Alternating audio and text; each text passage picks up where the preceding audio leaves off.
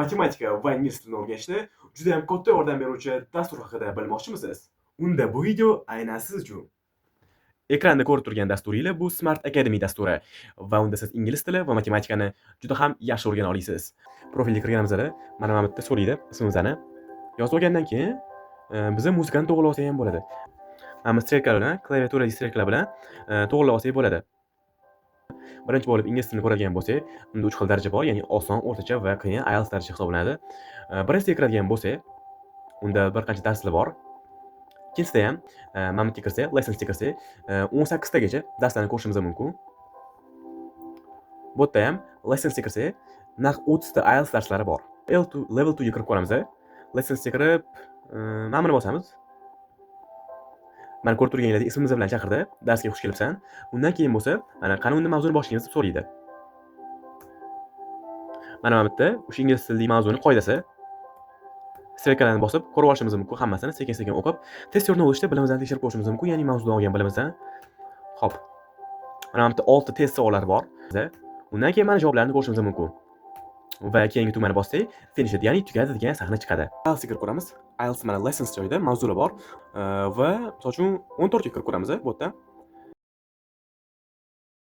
Boshlash uchun mana strelkani bosamiz. O'ngga qaragan strelkani.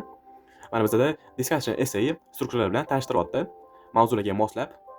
Buni sekin-sekin ko'rib o'qib chiqsak bo'ladi. Tushuntirish uchun tez o'tib olma. Va tugatib bo'lgandan keyin finish chiqadi. Mana savolni ko'rib variantni belgilasak, mana bu yerda incorrect ga 1 qo'shilsa, demak u xato bo'lgan bo'ladi. Correct ga 1 qo'shilsa, demak u to'g'ri bo'lgan bo'ladi. Jami 14 ta savol bor. Mana misol uchun 1 qilib, biz qilib bo'ldik, mana 2 bosamiz.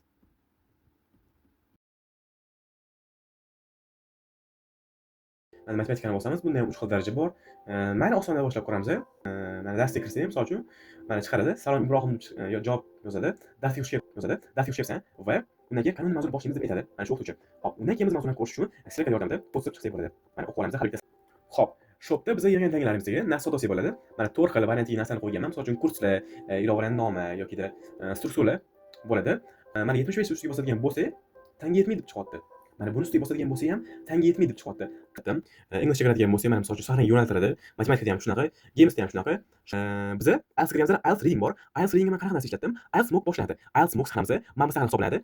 Ya'ni bu yerda incorrect bilan correct qo'ydim. Ya'ni har bitta variantga biz qo'yib chiqqanimiz narsa. Misol uchun shakl ko'rsatiladi bu yerda 14-savolli xabarni qabul qilganda 14 xabarni qabul qilish uchun biz 14 ustiga bosishimiz kerak ekan. Va u qabul qiladi. Mana 3 ta variantda hozir ajab bo'lib ketgan. Endi boshlaganimizda chiqadi bitta ko'rinib. Hop 14-savolli xabarni qabul qilganda shakl ko'rsatadi va undan boshlashdan oldin shakl yashiringan bo'ladi. Va obyekt ustiga bosganimizda, ya'ni mana shu savollar variant ustiga bosganimizda bitta qo'shiladi. Ya'ni bu to'g'ri variant bo'lgani uchun agar xato bo'ladigan bo'lsa incorrectga qo'shilardi.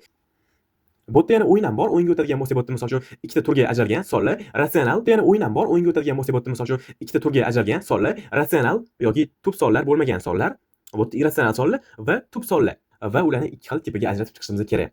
Mana misol uchun, mana misolga qo'yganimizda davomiy takrorlanadi.